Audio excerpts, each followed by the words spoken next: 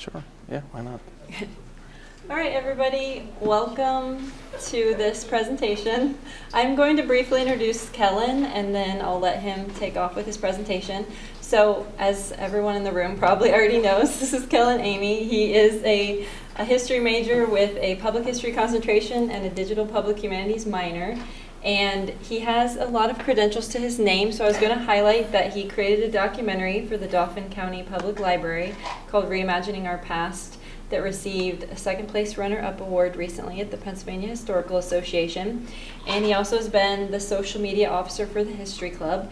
And tonight he's going to talk about his experiences this summer with an 8-week program at the University of Southern Mississippi's Mapping Freedom project that was sponsored by the National Science Foundation.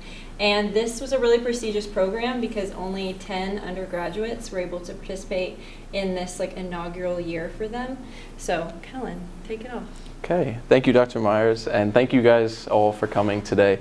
I really appreciate this. I never thought as an underclassman previously that I would be giving an honors presentation about much of anything, but here we are, and so let's get into it.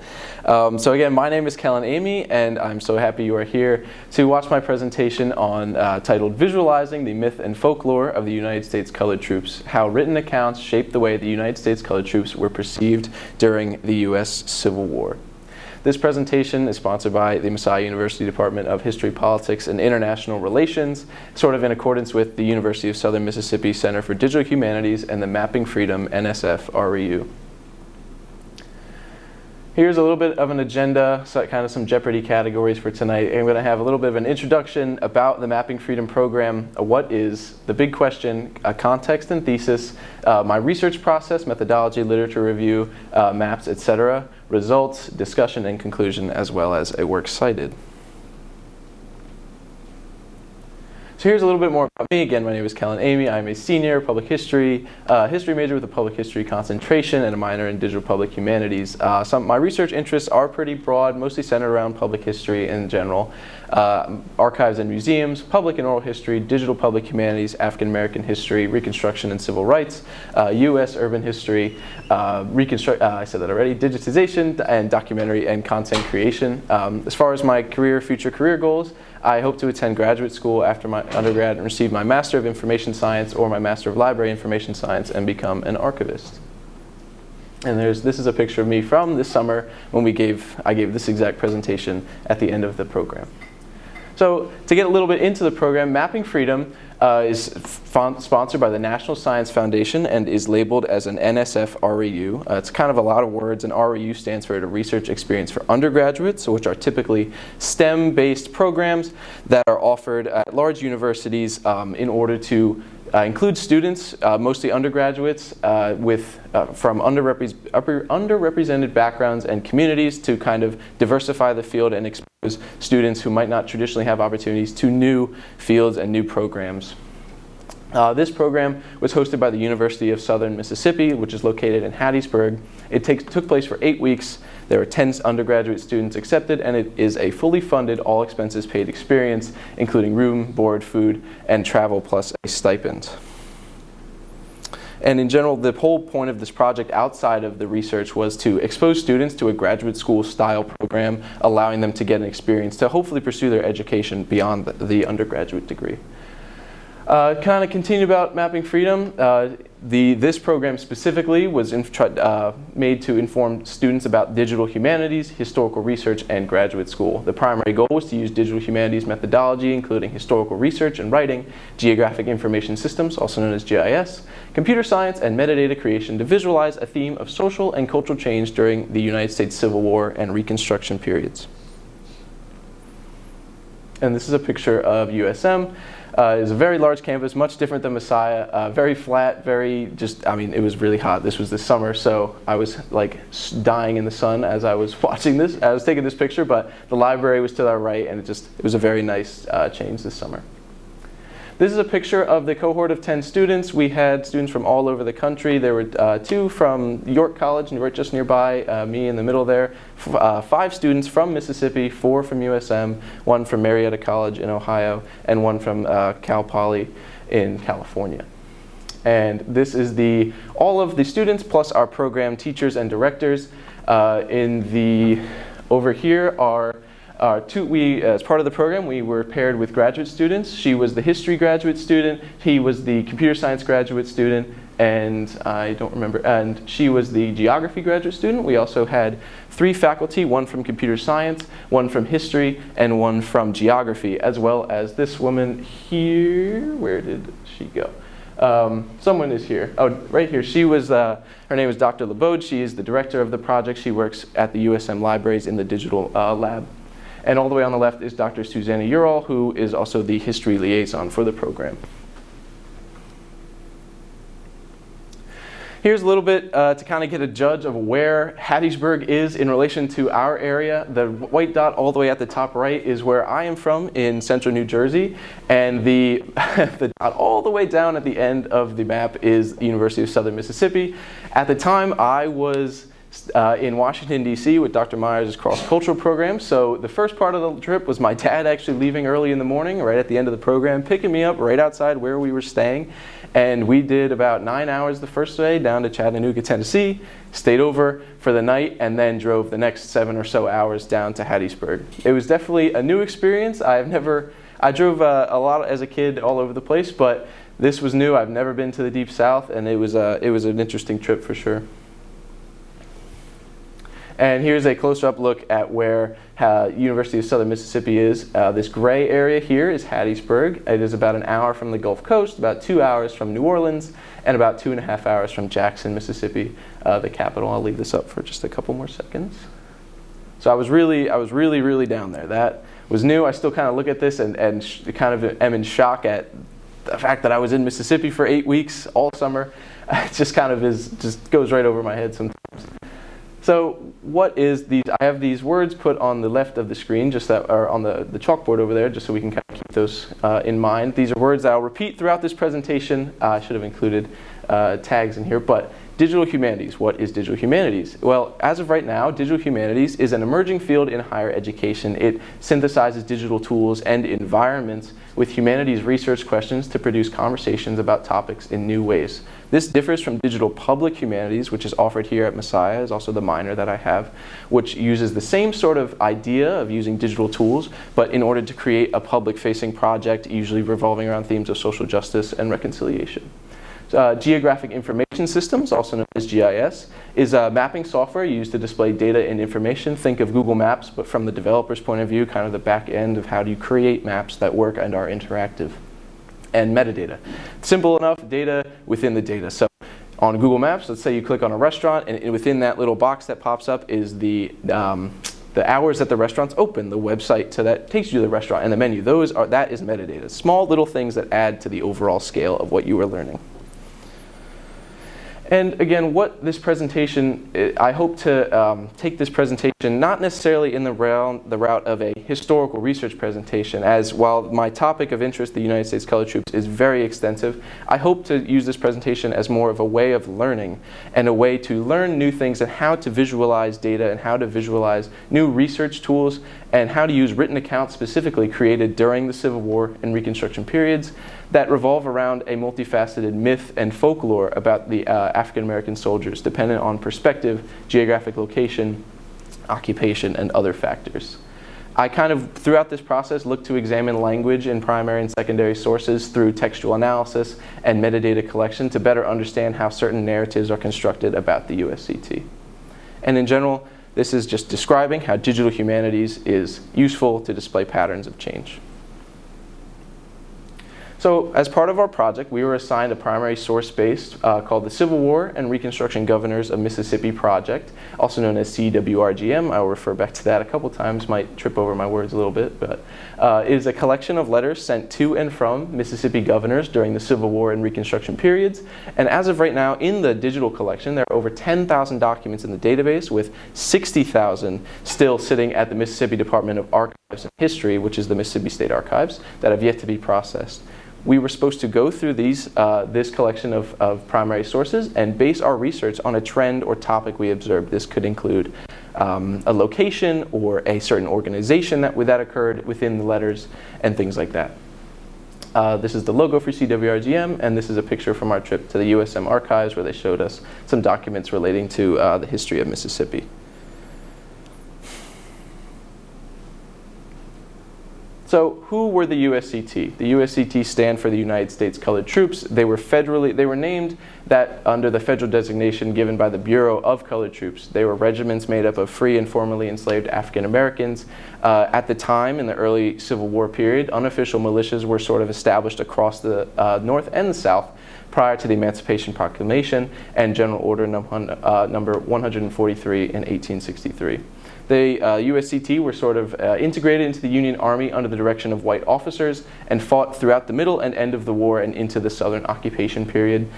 Most of us who enjoy Civil War movies and Civil War history and popular culture might have been introduced to the USCT through the film Glory.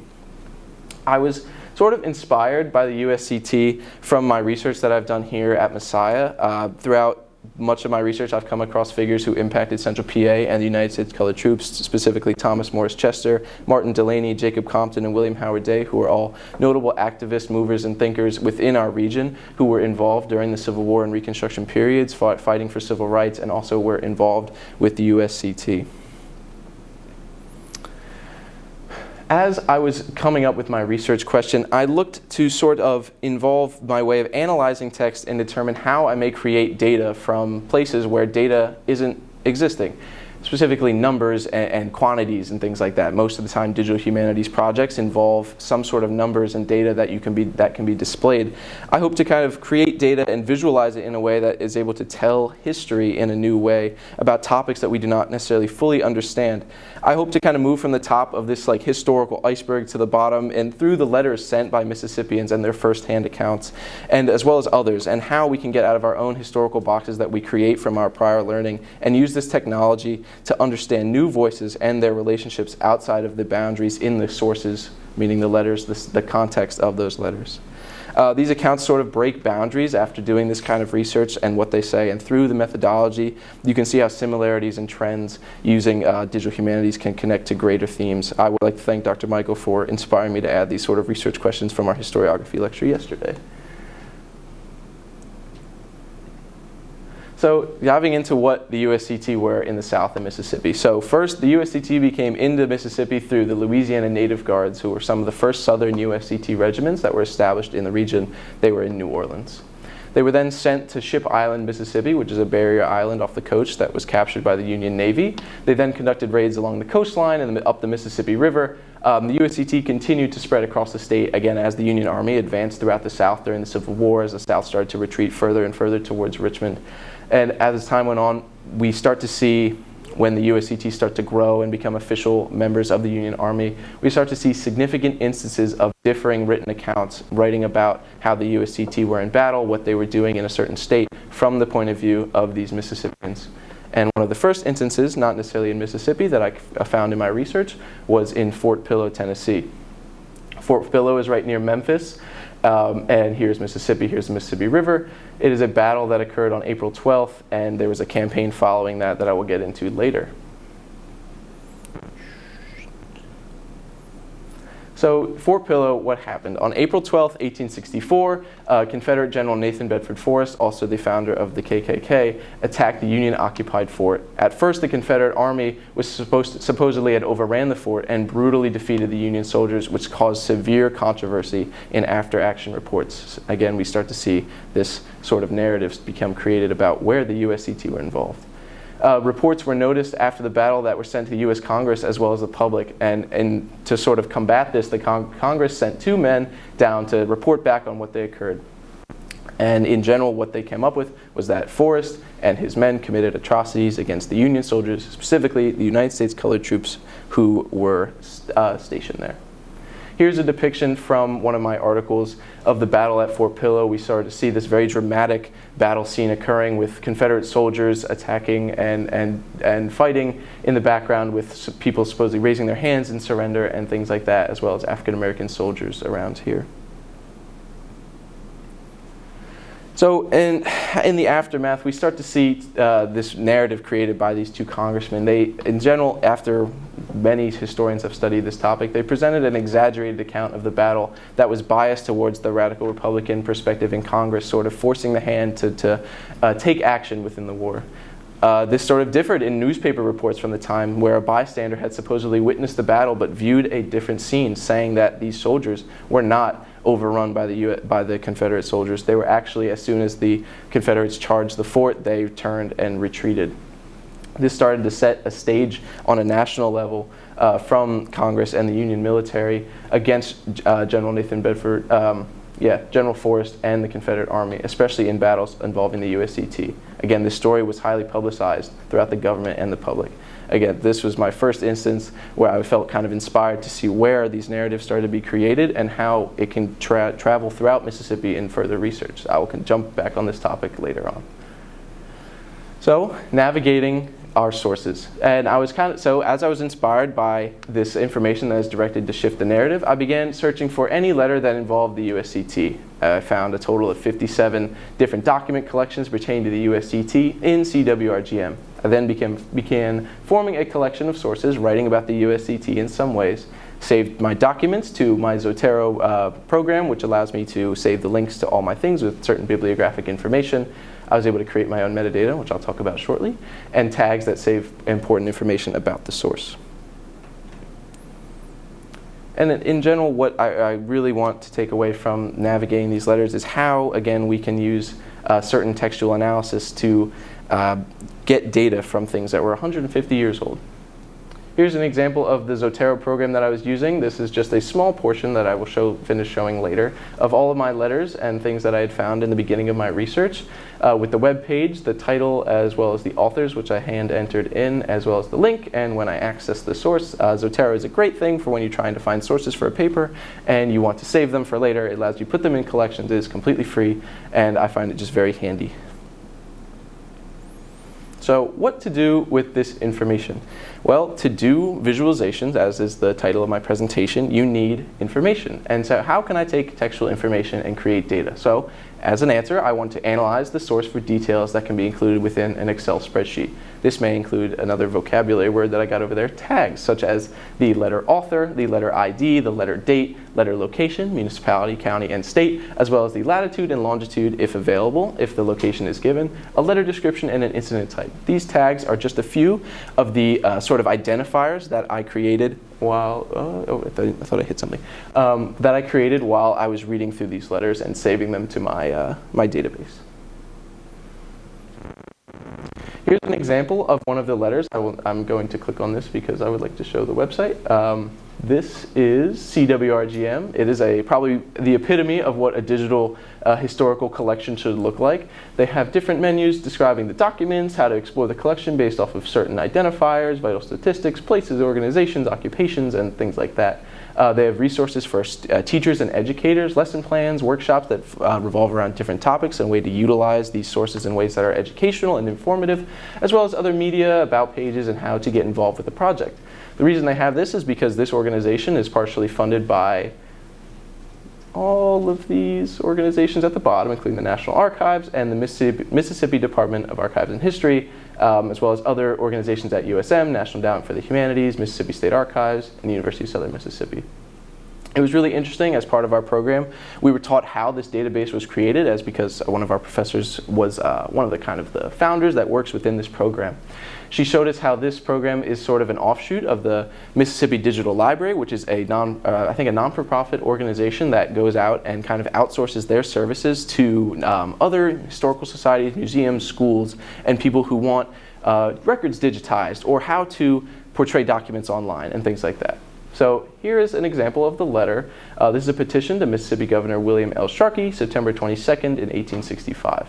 The reason this website is great is because it has a digitally scanned copy of the letter, which allows you to interact with it and read everything. I don't think anybody really wants to read the script, which is why this transcription is here.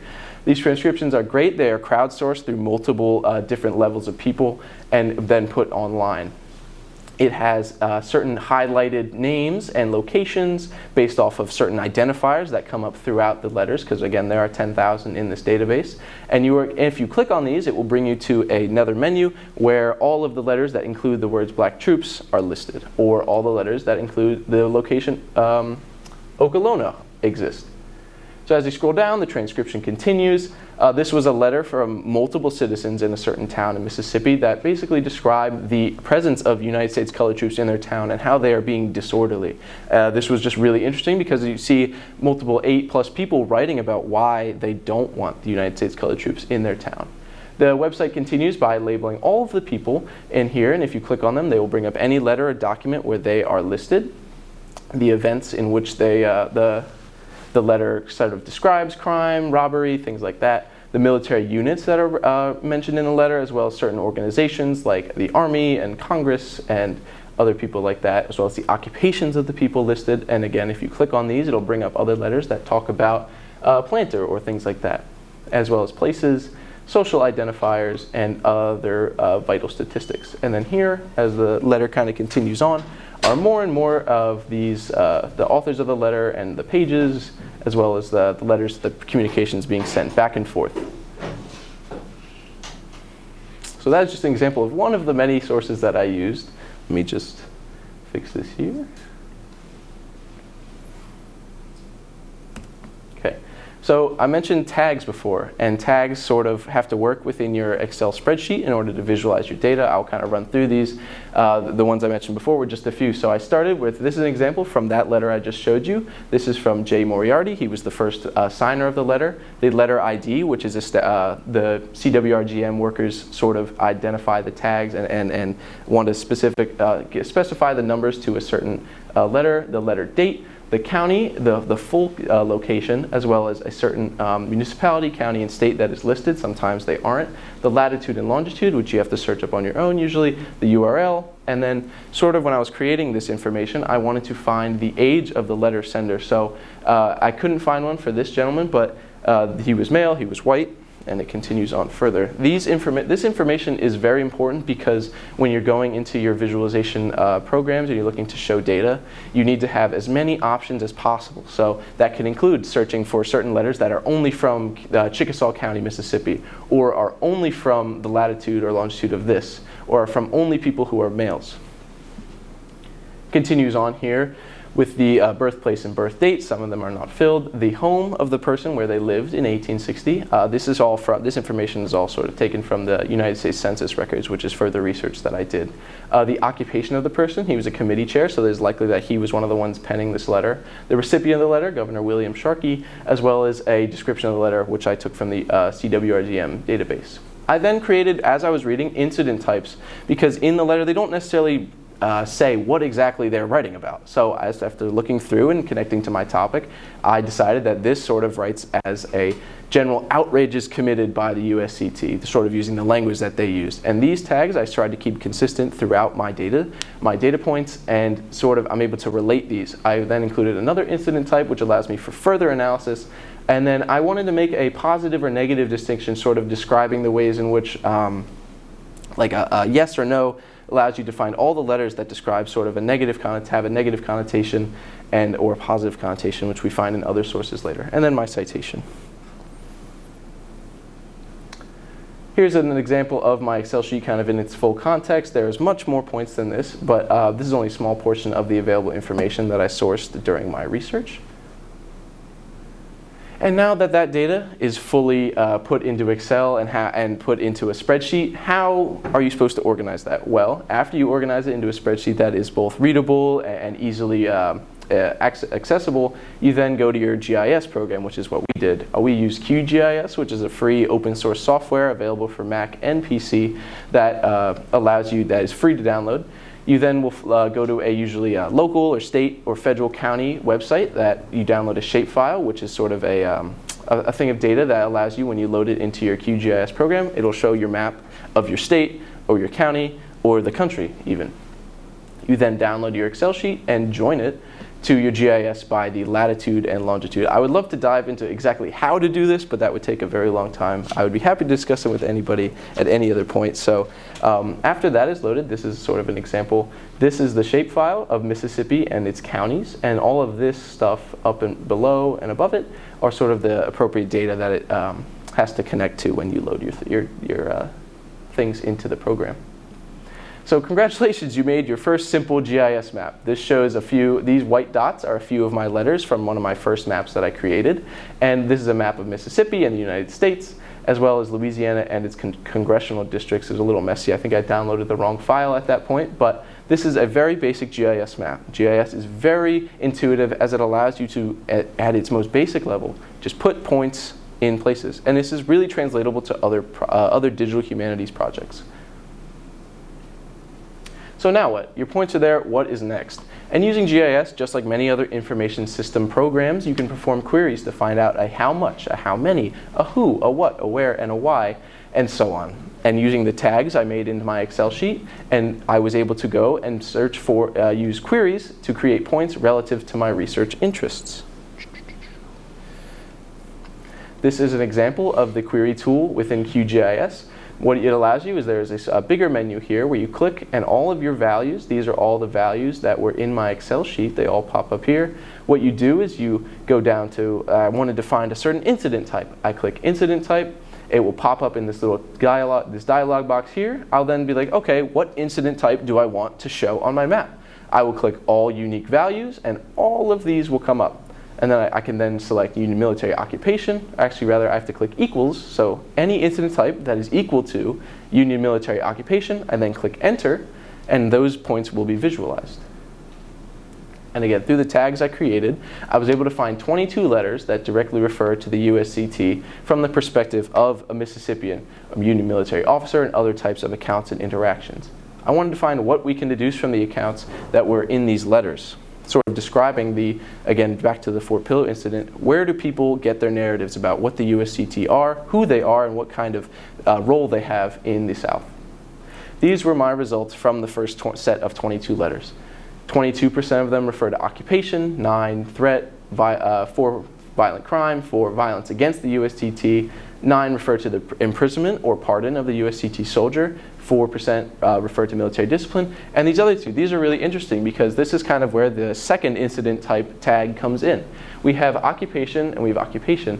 Okay, that's great. If I wanted occupation, they would be right here. But these two letters were distinctive in that they have occupation and disturbing the peace. So those are specific letters where the Union military is occupying a location, but also in the letter there's some record of the peace is being disturbed. The citizens don't like what they're seeing, things like that. And then there's also occupation and home invasion. There are a few letters in my database where USCT, according to the Mississippians, went into their home and ransacked the home. Whether this is true or not, we don't necessarily know. But through these tags, we were able to visualize that.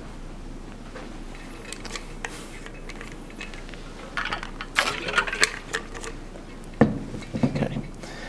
And after that, this is an overall visualization of what those points look like. All of these white dots are my letters, my first round of letters, one in Virginia, a few in Louisiana, and a bunch in Mississippi. And this is an overall view of QGIS. It is pretty complicated at first. It looks like a lot. I promise it actually is pretty easy once you get the hang of it. I do encourage you, if you want to do this, there's a GIS class being offered in the spring with Professor Erickson. It is really great, especially if you are in the STEM programs and how you can incorporate your research into mapping. After that was done, so there's my first initial map. Once I was done with that, as the program started sort of to wind down, I went to our geography professor and she was able to georeference a historical map, make that into a file, and I was able to load that in and add my points to sort of create something more themey and interactive that you can look at. So those 22 points are there initially. After, as I was doing my research, I was like, great, this is a really cool story to tell. But as we saw, most of the letters are pretty negative in their connotation. They tell kind of one side of the story. I went then, was decided, as I like to do in my research, kind of to dive into a much, just be a little bit extra about it. And after creating my first 22 points, I kind of looked to include additional sources, a few of which are on the table here. I use one of my favorite databases, newspapers.com, which is through Ancestry, as well as this book here, A Grand Army of Black Men, which is a collection of letters from USCT soldiers during the Civil War. I will gladly pass this book around so everyone can take a look at it as I talk. It is the library, so do be careful, but it is really interesting. I think it provides a lot of great perspectives. The reason I felt that this sort of additional points were necessary, I wanted to make sure I can create a greater visualization, was sort of in the historical process. Dr. Huffman likes to kind of coin this phrase, we have to extrapolate, where we kind of have to fill in the gaps of our historical research with trends when things are lacking in specific locations like Mississippi. So using these letters, I wanted to find in other geographic location instances where the USCT are involving themselves with other states, other military occupations and things like that.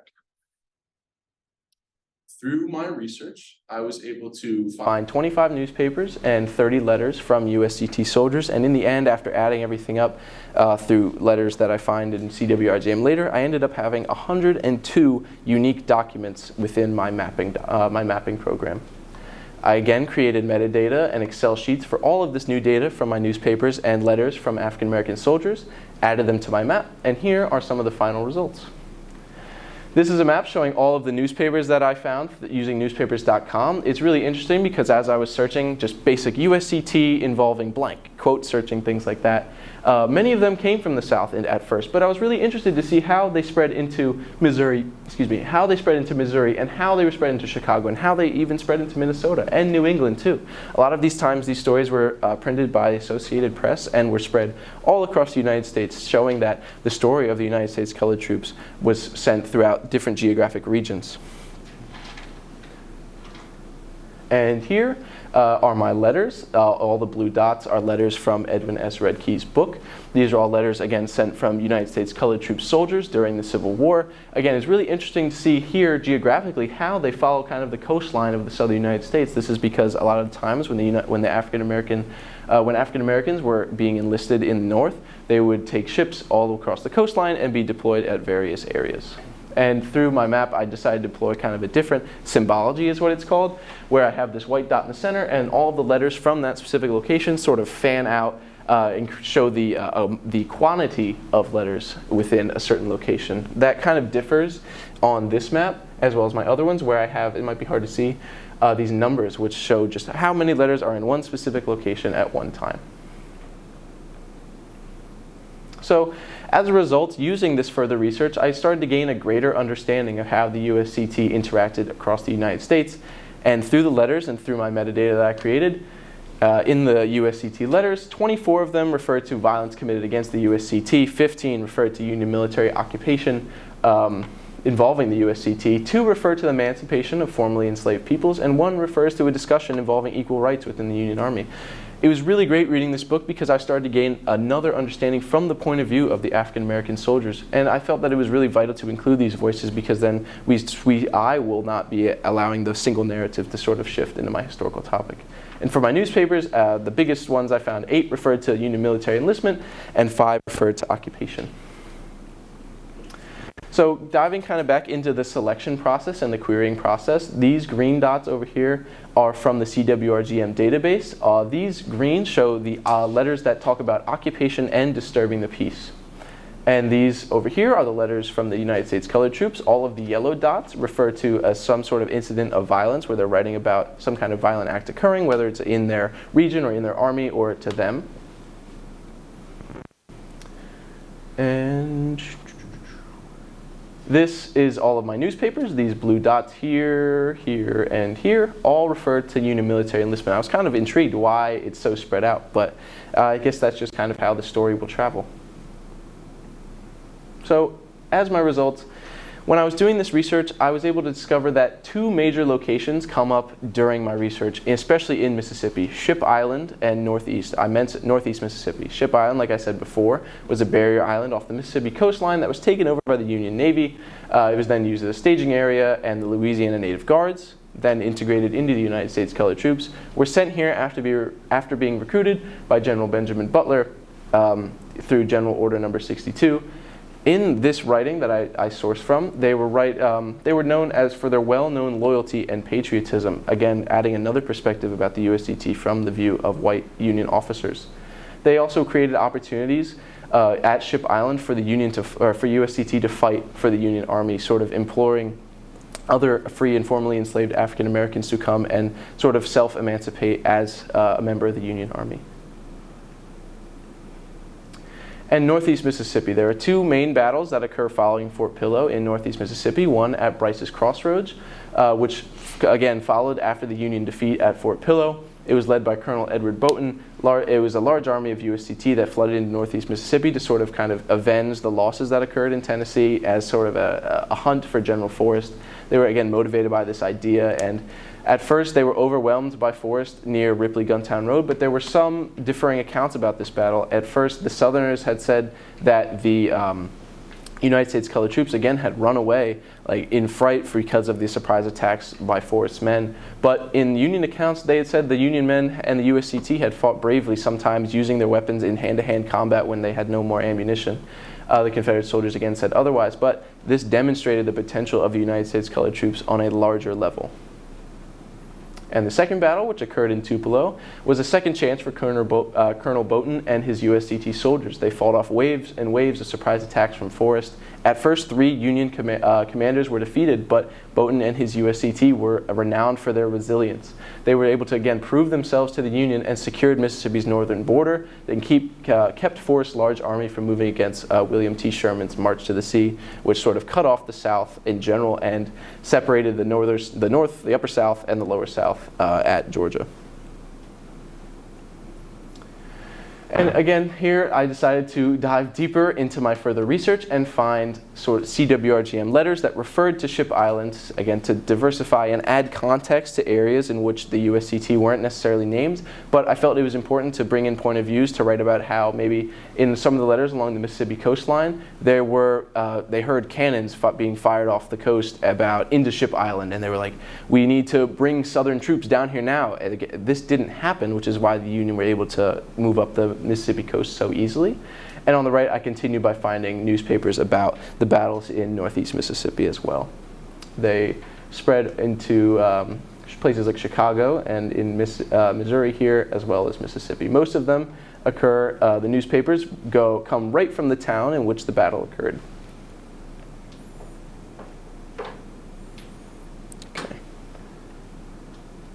As part of our project, we were also tasked with writing a research paper and a literature review about our additional research, which are some of these books that I have up here.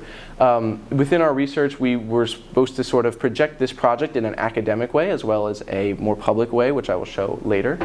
We were supposed to critically review at least 5 secondary sources relating to our topic and sort of synthesize the argument. This is really interesting because within digital humanities, as we are so focused on the born digital sources, it is really important to kind of go back to what is textual and what provides a greater account that we don't necessarily get to see all the time.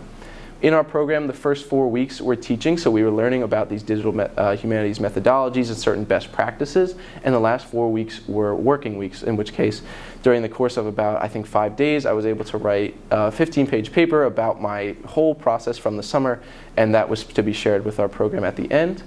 The timing of our program, as great as it was, we were sort of the guinea pigs, so that we were working out a lot of nuances and things like that.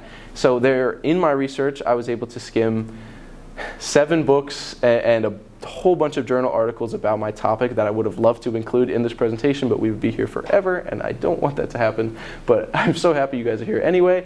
But there is much more room for expansion on this topic. These are the citations for my literature review. I read, in my literature review, I have 3 books and 2 JSTOR journal articles, as well as this historical research study, which was published by the National Park Service about Ship Island. Edwin C. Bears was a Mississippi historian who specialized in the Civil War and Reconstruction and had a whole chapter dedicated to Ship Island and its history regarding the USCT presence. So it was really interesting to see their perspective brought up here. In the end, through my further research, this is all of the sources that I skimmed and or completely read during my research period during our program. There are hundreds and hundreds of things. I don't know how I had the time to do this, but it was really rewarding because I felt I was able to gain a full, complete understanding of the topic. Most of the ones at the top here, these are all of the citations for my letters, in which case in Zotero, because sometimes when it sort of works as an extension where you're able to save a URL to the program, it'll take the data and put it into the author, into the date. But because of the way the website was set up, I had to go in and hand type all of the date information, all of the author's information for the newspapers and the letters, which it taught me how to best create metadata and make things accessible like that. These are all of my journal articles, as well as some of the online versions of the books and the PDFs to some of the sources that I was reading. These are two pictures from when I first checked out my books. I had checked out 12, did not get to finish all of them. My friend took this picture of me as I was walking up to the circulation desk, kind of just in awe of what I had just done. I kind of combed through Mississippi's library website and checked out everything I could on the USCT to better gain this understanding. Thankfully, there were two very nice people at the circulation desk that gave me a stack of scrap paper, in which case I was able to go through and add notes into each book that I read, kept them in my room, and was able to flip back to them whenever I could. So again, I was able to skim 7 different secondary sources, as well as multiple different journal articles. This picture on the right is from one of our working periods, where I have all my books stacked up. I have a book in front of me, and I was watching the World Lacrosse Championships at the same time. It was just a nice way to relax. So diving into the further research, I'd like to kind of share why these books help add to my story about the perceptions of the United States colored troops. I'd want to start with Brainerd Dyer's The Treatment of Colored Troops by the Confederates, 1861 to 1865. Dyer kind of dives in by prefacing how, this is a journal article, by how the Confederate leaders decide what to do with African Americans who were either free or enslaved, captured in arms, late 1862 to early 1863, before the USCT became officially added into the war. Again, if they were captured, they were subjected to the laws of their state, regarded as prisoners of war, and treated with a no-quarter policy. Basically, if you were in a southern state, your fate would kind of be decided on those laws, usually not very good. This set a precedent for how the USCT, as well as their white commanding officers, were to be treated, and this is because the Confederates wanted the punishment for the African American soldiers to be the same for their commanding white officers once the USCT becomes officially established. My next book, I brought up this article before. This is where my map came from, Kenneth Bancroft Moore, writing, just giving me a general preface of Fort Pillow. I would like to highlight Albert Castle's The Fort Pillow Massacre, an examination of evidence. This is this book, which I think might be up here, it might be online, is a collection of racial atrocities and reprisals during the Civil War. This book is edited by Gregory J.W. Irwin, and overall is a collection of different areas during the Civil War in which certain racial atrocities against United States colored troops or formerly enslaved peoples and other things occurred. There was a chapter dedicated to Fort Pillow, and I wanted to gain another perspective. Castle looks to re-examine the evidence whether the Union did indeed surrender the fort, whether the Confederates really did shout no quarter when they were storming the fort, whether the battle stopped as soon as the Union flag actually came down, which is what the Southerners were saying, and whether different Confederate soldiers were possibly ordered to keep firing. What Castle does note, though, is the Southerners were indeed impressed by the USCT's bravery, and this sort of again adds to the confusing nature about how the USCT were perceived and their presence in the South. My next book is Joseph Glathar's Forged in Battle, The Civil War Alliance of Black Soldiers and White Officers. This was really interesting because it provided a variety of new voices and covered a sort of sweeping narrative relationship between the USCT and their white commanding officers. At first, there's sort of dicey relations between these certain officers and soldiers as they were sort of subjective to their geographic region or to the people that were in the army. It was really interesting. A perspective that was brought up was officer positions. White officers were seen as a favorable position, so they could sort of be seen as an emancipator for African American soldiers, and sort of put themselves in a higher plane morally during this time. Certain officers also felt called to lead those who were enslaved, and they also advertised army service as a way of, again, self-emancipation by visiting these African American communities. My next book, which is again being passed around, The Grand Army of Black Men, is records from African Americans that were not brought up. This was a really great find because I was able to just again go through and map where these letters were coming from.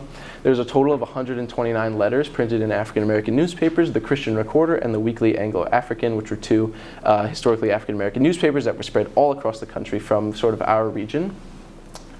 Red Key separates this book into different themes, whether it was geography or conflicts that were occurring or certain military units. The letters tell the stories of experiences of USCT in northern and southern states, and a variety of different instances of conflict occur. But there are also many great moments that happen where they write about how much they like the white officer and how he treats them with favor. And there was actually one case where a lower-ranking USCT member was able to, after the Union came into a southern town and stormed out the Southerners that were living there, the only people who were left were the formerly enslaved peoples. In that time, he was actually able to reunite with his mother, and he accounts that in his letter, which was really interesting because you don't see that at first. He writes that his mother, he was sold away into enslavement when he was like 2 or 3, and then it comes full circle and he's able to meet with his mother again. So, as part of our project, we were told to put that research paper into a public-facing version and translated our research paper into a story map. What a story map is, to kind of keep it brief, is a program that allows you to take, it's very easy to use, and you can type text, but you can also include your maps. And thankfully, through the program that we are running, I was able to download my QGIS maps into certain files and upload those into storymaps.com. It is a great tool for telling place-based stories, allowing you to move location by location. And I will show you my story map here. It is not fully edited yet, but this is basically my research paper short form, and then this is an interactive, fully public version of all of my letters that were from the Civil War and Reconstruction governors, a Mississippi database. This is really great because it allows you to interact with the map and click on certain letters wherever they appear. It allows you to see all of the information. Basically, this is my Excel sheet translated into an online, public-facing, interactive version. So we have the name of this guy, A.P. Miller, the letter ID, and all this other stuff that I was showing before, as well as the description and the date, the certain census data that I was able to find about the author, and the tags that I wrote, and then the URL. I also continue this, again, taking my files and did the same for all of my newspapers and mapped them out on storymaps.com. And these are also fully interactive, and they will change as you get closer and closer. And then these, again, are the same letters from before, that kind of fan map of the letters sent to and from African-American soldiers. I'd also like to highlight in this, I decided to dive deeper into the battles in Northeast Mississippi and highlight the battles right here in this box. This is Tupelo, where Tupelo is located, and Bryce's Crossroads. In this, I'm able to click on, and I have a little short synopsis of what happened there, as well as a source that is really helpful for understanding that. And as I go down, Mississippi, down, down, it keeps going, keeps going, keeps going. I'm going to zoom out to save myself here, and also included Ship Island, which is right here. And I include a nice brief description of what Ship Island was, as well as the source that I think I was able to find the information from. 1 second. And so that was kind of the last part of our thing, translating our academic research into a public-facing version. So wrapping all of this up, sort of my takeaways from this topic and this presentation in general, I hope to kind of have conveyed a way of learning a new topic in ways that we can take written accounts and take them into data using metadata collection and GIS tools. I hope that I was able to come across and synthesize this visual and visualize this data, and given the availability of sources, what is the sort of map out what the popular narrative of the USCT was. I was sort of asking myself after I was done with my research, how can this research process be used in other areas? This has been used in many digital humanities projects, but how can the USCT be expanded upon? And also, how can we display patterns, and also, how can we raise the voices of those who were traditionally left out? Obviously, most of my letters were coming from white Mississippians writing to their governors, but how can we use books like Red Key's book, and how can we use newspapers to raise up voices that have not been put into the narrative? There are many opportunities for this research. Here are my official citations, and thank you.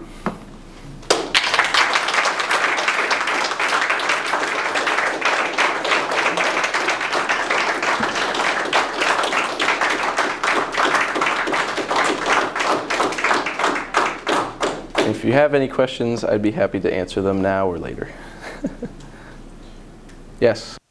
I'm impressed with the amount of research you got through this. I was wondering how much experience do you have with computer science or programming, and how important do you think that is with modern history, the fact that we have to use these programs to navigate primary sources? Exactly. No, that is a great question. I think this program was designed to introduce students towards that, and what was great about this was Messiah actually set me up perfectly for this program. Through the public history concentration and through the programs that Messiah offered, I was able to learn GIS last spring before getting into this program.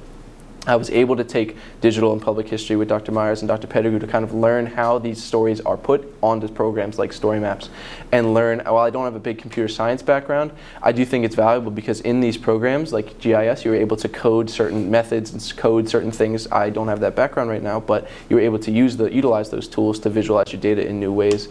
So I think overall the digital humanities allows historians to expound upon research that has traditionally been just printed to paper and that we read and consume just for our own general knowledge, but it allows you to connect your traditional histories with new types of methodologies and just be able to explain stories in new ways using new tools that kind of change the way historians are perceived by the public and other humanists are perceived by the public. Thank you. Yep. Within your research, I've noticed a lot you focused on how specifically Mississippi is viewed the USCT.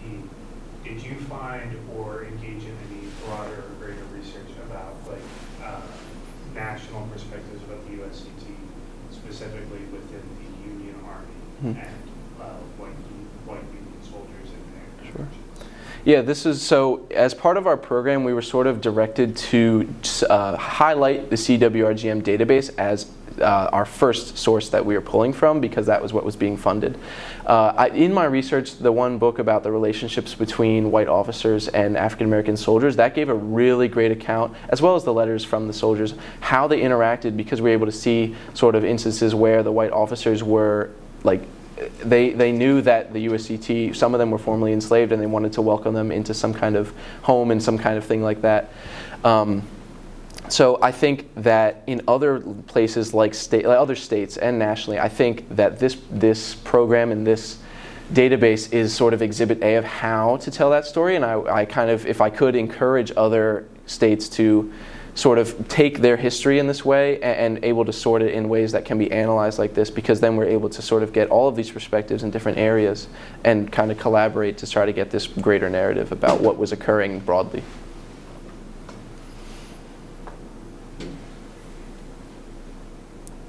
Yes? What advice would you give to a younger student who wants to get involved in projects like these? So if you were a Messiah student, I would encourage you to pick up the Digital Public Humanities minor and come and either ask me or Dr. Pettigrew or Dr. Myers, anyone in the history department about it. I think this program and these skill sets can be translated across any major and any discipline because it allows you to kind of connect these technological tools that some of us might have better understandings of with the interest that we have on our own. I think this is sort of where history is going. Broad history majors have to go to sort of kind of diversify yourself as a non-academic. If you're trying to go into a public sphere or into a more academic scene, you're able to use these skills and sort of advertise yourself as someone who can adapt with digital technologies, which is not something that has been pretty prevalent throughout the profession in general. So it is vital, I think, that younger historians and younger students sort of get involved with digital humanities and learn about the possibilities that it entails, because it is very gratifying, and this program was such. Check this. Yeah, there was nothing there. So again, oh yes, Dr. Pettigrew. Yeah, I just second Aiden's comment that you've done a tremendous amount of work, and there's so many digital pieces here, from metadata to cataloging, databases, GIS, story maps. So amazing what all that you've done.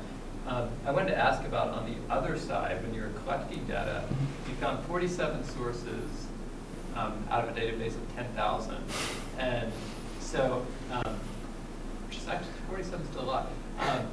And some digital humanists have done work in like really complex data mining, where they've been able to like dump text into a data mining program and basically map out